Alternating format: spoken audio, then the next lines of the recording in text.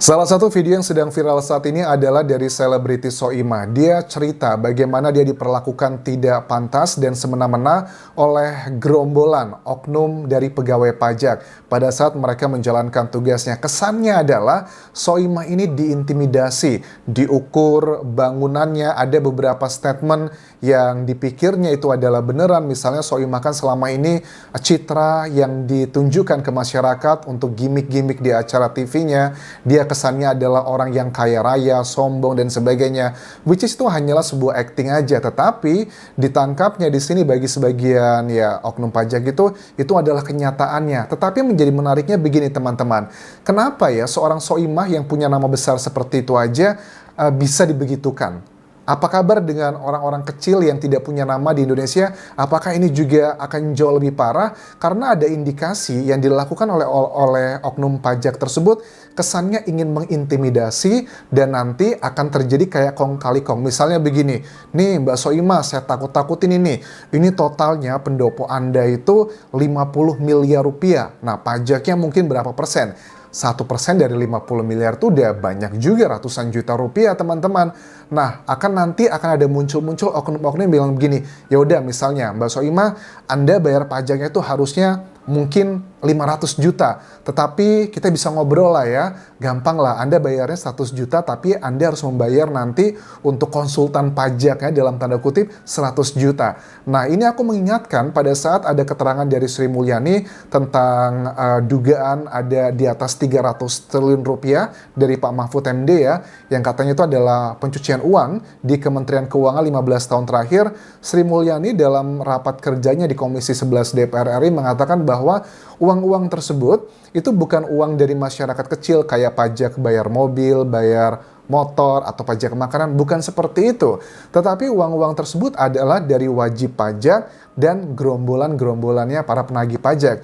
Ya dugaannya indikasinya seperti yang terjadi ke Soimah, ditakut-takutin. Ya udah, nanti aku kasih diskon, tetapi nanti ada uang sebagian yang masuk ke bener-bener ke negara, tetapi sebagian masuk ke oknum-oknum tersebut. Itu adalah ke sana.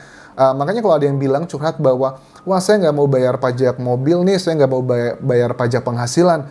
Uangnya yang dimaksud Pak Mahfud MD itu bukan berasal dari rakyat kecil jelata kayak kita, bukan. Tetapi adalah uang dari orang-orang kaya, perusahaan-perusahaan besar. Mungkin kalau rakyat kecil jelata kayak kita, dari pajak kendaraan, pajak gitu, mungkin dikorupsinya oleh level-level yang lain lagi. Kasusnya kayak di Sumatera Utara kan, ada korupsi dari Samsatnya, yang kalian tahu kasusnya seperti apa, yang ada salah satu anggota Samsatnya yang terkena kasus tersebut, kemudian dikategorikan meninggal dunia. Itu adalah another story. Tetapi fokusnya dari dana Kementerian Keuangan tersebut, aku menduga sangat kuat. Tipikalnya adalah seperti yang dialami oleh Soimah ini. Ditakut-takutin nih, kayak 50 miliar tadi, itu adalah cerita yang disampaikan Soimah pada saat ada beberapa lah oknum pajak yang datang ke pendoponya di Yogyakarta, diukur katanya dari jam 9 pagi sampai 5 sore untuk diperkirakan nilai asetnya berapa, katanya sekitar 50 miliar rupiah. Padahal Soimah sendiri pun mengatakan, saya nggak tahu ini totalnya ada berapa. Tapi aku tangkap di sini dia yakin tidak sampai 50 miliar karena ada salah satu statement yang dikatakan Soimah begini, ya sudah kalau memang itu nilainya 50 miliar ya udah dijual aja, nanti pajaknya saya bayar berapa, saya bati, saya untung gitu. Jadi ada beberapa yang juga nggak masuk akal sih dari pajak juga, apakah ini oknum atau tidak, ataukah ini sesuai SOP atau tidak, tetapi ada indikasi ini kayak kesannya menakut-nakuti Soimah agar nantinya agar terjadi win-win solution, akan menjadi modus agar ada sebagian uang yang dibayarkan pajaknya untuk negara, sebagian dibayarkan pajaknya untuk oknum-oknum tersebut. Apakah indikasinya seperti itu? Coba kita simak cuplikannya berikut ini. Ini adalah dari channelnya mojok.co, teman-teman. Bukan hasil korupsi, kok saya diperlakukan seakan-akan saya ini bajingan, saya ini koruptor. Ini menarik loh, Pak Putut. Ya. Ini kan ocehan-ocehan dia ketika melawak, itu kan fiksi. Fiksi, iya. Tapi oleh petugas pajak difaktakan, dianggap fakta. Anggap fakta. Di Instagramku postingan Berarti kan ini. kita sing goblok sapa toh? Banyak kalau kata-kata yang Ya, ini salah satu hal yang ngebuat kita juga bertanya-tanya, apakah sebegitu lugunya pegawai pajak itu nggak bisa membedakan mana yang acting, mana yang beneran begitu.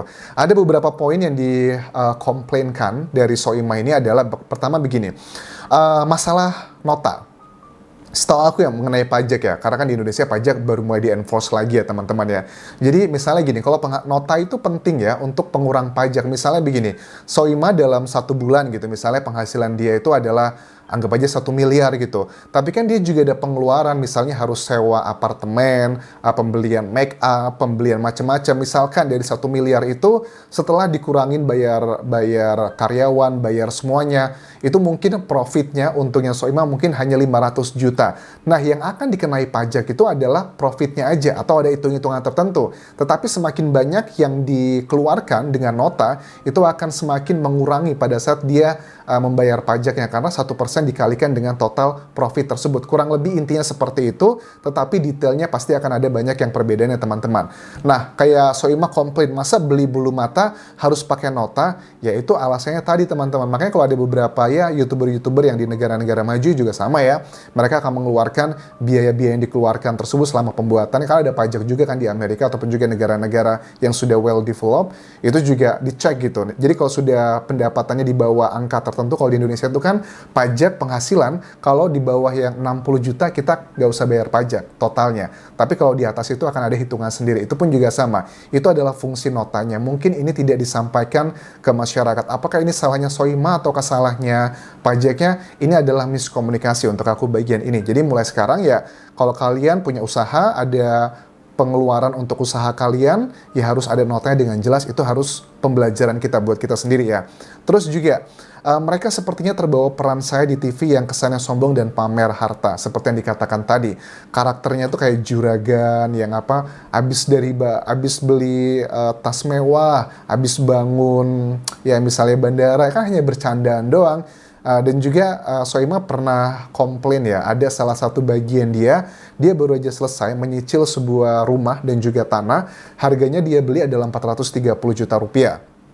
Tetapi pada saat dia dibawa ke notaris, karena notaris itu juga kita harus ngebayar pajak dari NJOP itu, dikatakan bahwa ini nggak mungkin harganya cuma 430 juta rupiah karena Soimah kan artis besar di Indonesia, masa cuma beli tanahnya segitu doang.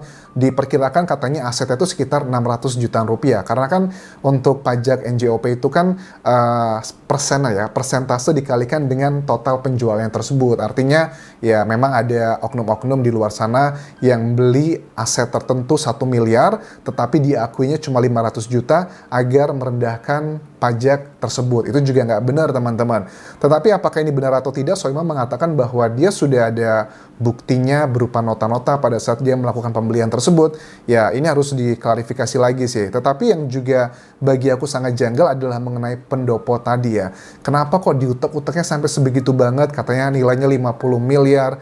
Ini yang menurut aku adalah indikasi modusnya yang biasanya untuk antara wajib pajak dan juga petugas oknum pajak ditakut-takutin, adanya intimidasi seperti itu.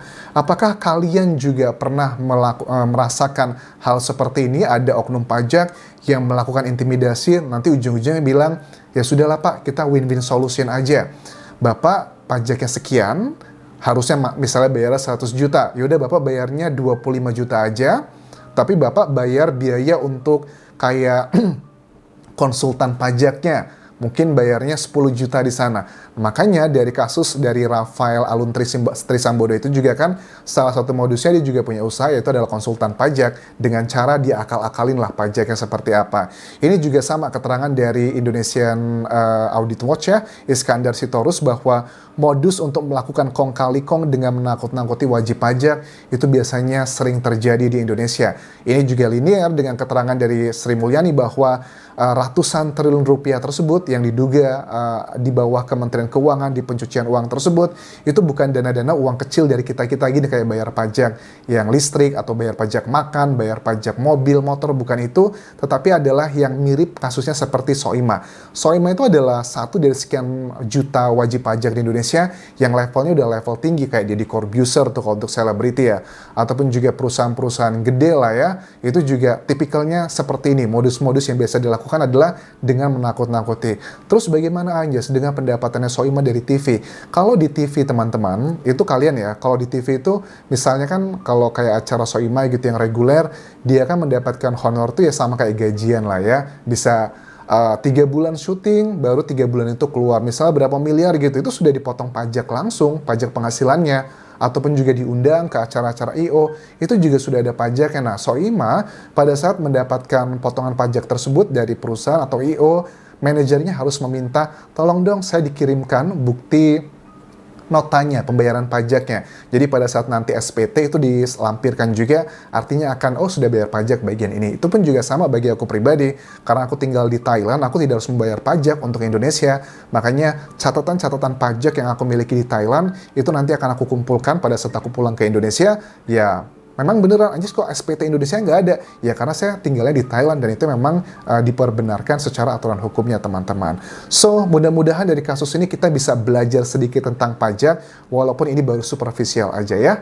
Thank you very much for watching this video. Kalau kalian punya pengalaman yang agak-agak mirip dengan Mbak Soimah, bisa tuliskan di kolom komentar video ini. Terakhir, please subscribe channel YouTube ini, follow Instagram dan Facebook pageku juga di Anjas Asmara. Sampai jumpa teman-teman.